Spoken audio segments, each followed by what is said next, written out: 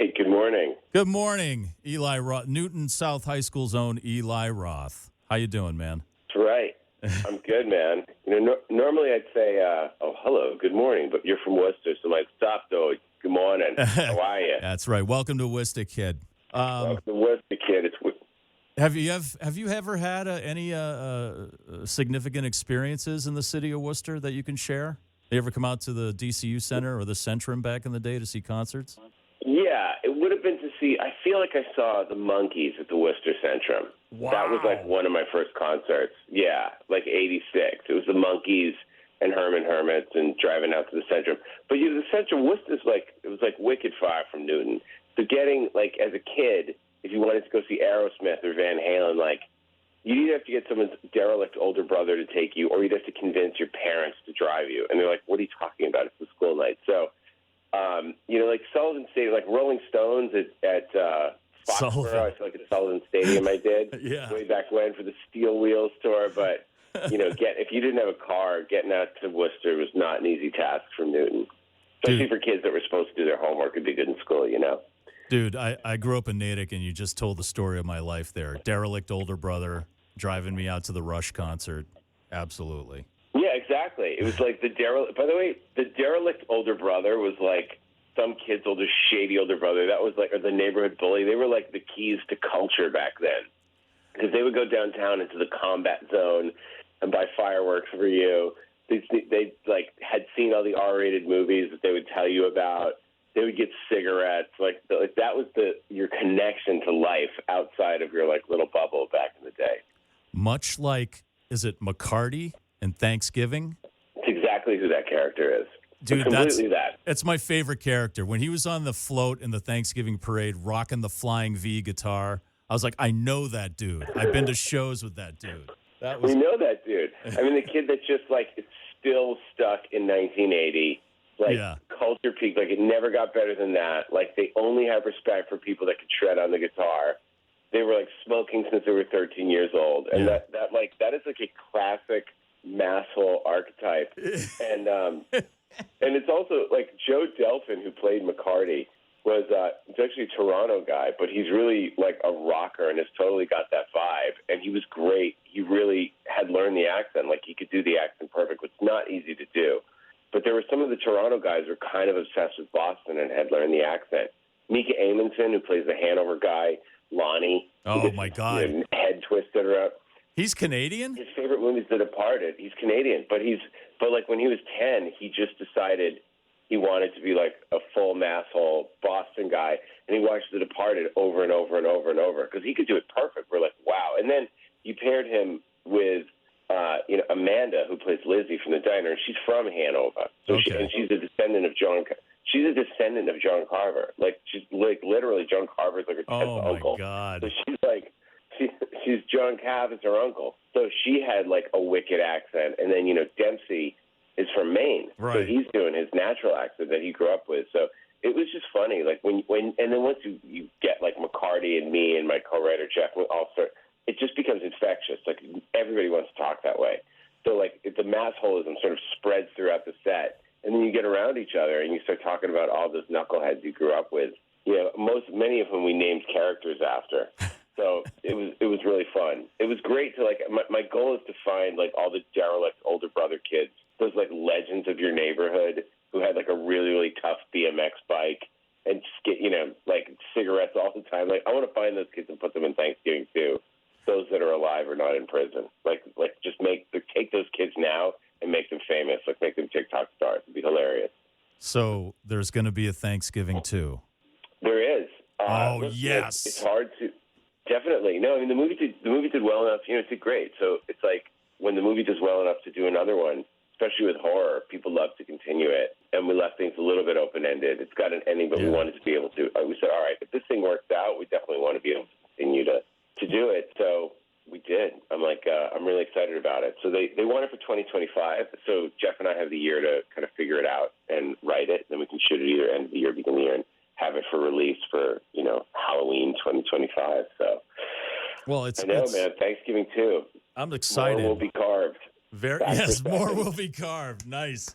I'm excited. It's an instant classic. When I first saw it, I'm like, this is one of the best I've seen in a long time. And I grew up watching, like watching the 80s horror stuff, all those pioneering, the Halloween movies and the Friday the 13th movies. And the effects, though, are so brutal. I don't get skeeved out very much. And spoiler alert, when that woman's face gets frozen to the walk-in door and she tears it off, or when I don't want to give away too much, but what happens to Gina Gershon when her hair gets caught in a shopping cart? Yeah. It's like I don't turn away very often. And those effects are so brutal. And there's no CGI, right? That's actual makeup happening. Yeah, of course. Yeah. I mean, sometimes if you have like a string pulling a scalp, you can paint the string up, but I love practical makeup. Oh. And we had Adrian Moreau, who's incredible. I met him on Death Wish, and we did House of the Clock and Its Walls together. And we've always been talking about doing Thanksgiving. He won the Academy Award last year for The Whale. He's a genius. Okay. Wow. His effects are so realistic, but he's a complete horror nut like us. He also built the Megan animatronic. Like he's really amazing. He's a gifted artist with his wife Kathy. So Adrian designed all the effects, and then there was a guy out of Toronto named Steve Newburn, and his team could help us locally. It was a lot to do. So it was really Adrian designing, and then Steve Newburn's team in Toronto. And we're all like that. Like all of us are super horror makeup effects nerds. But, I'm not against CGI. Like if you're doing the face peeling, like, okay, she gets her head dunked in water and stuck to a frozen door, and then the killer's coming for her and it's just to rip her face off. So sometimes if there's an extra piece of flesh, or if there's a little bit, like you got to do it twice and you couldn't fully clean up the door, you can do a little what we call paint out, where you're just like, it's almost like Photoshop, where you're taking tiny little pieces away. Or if there's a seam that you can see on the scalp, you're like, we can paint that seam a little bit. So I'm not against using CGI for cleanup, but I really like the makeup effects to be practical. When we're squirting blood, we're squirting blood. When someone's head's being chopped off, it's not a computer head. Like we're actually building someone's head, and that's the fun of it too. I mean, like, why make a movie like this only to have They say pixels or plywood. You got to build it one way or the other. So I like to build it with practical makeup. This thing is, it's scary though, because like we had an effect where the bowsprit, like the bow of the Mayflower, gets impaled through someone's face. Oh my! And the kids, the poor kids. And the kids are screaming, "Grandpa, Grandpa, wake up!" They're very funny. Those kids. They're horror nuts. The parents are big fans. But my God, we had to shoot that like 4 times because the thing would go through and then it would get stuck and the face would get rubber and get stretched and then it would look like Heckle and Jekyll or Beetlejuice. And you're like, no, it's got to split the face down the middle and we got to ram it properly, and then it does, the face splits, but the tube jams. So, that's the thing with practical effects is it's terrifying for the director because they don't always work out. And then you're like, oh, no, what do we do now? But, like getting the head sliced off, you're pulling the head and pumping the blood and waving the arms. I mean, it's like 6 things that have to go off for it to look good. Otherwise, suddenly it's like it just looks janky. So it takes a lot to pull it off. But when you do, there's nothing quite like it. Well, it is. It looks amazing. It's like I said, an instant classic.